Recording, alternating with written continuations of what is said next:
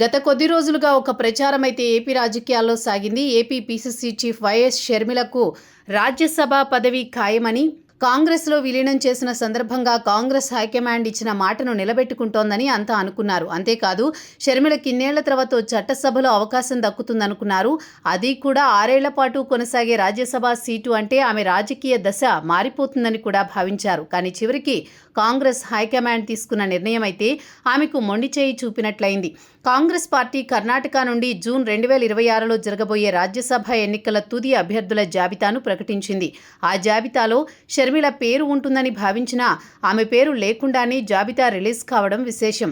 Congress party జాతీయ అధ్యక్షుడు Mallikarjun Kharge, Mansoor Ali Khan, Pawan ఖేరాలను Congress party అభ్యర్థులుగా నామినేట్ చేసింది. వైఎస్ షర్మిల కర్ణాటక నుంచి రాజ్యసభ అభ్యర్థిగా బరిలో దిగుతారని మొదట్లో బలమైన ఊహాగానాలు చెలరేగాయి.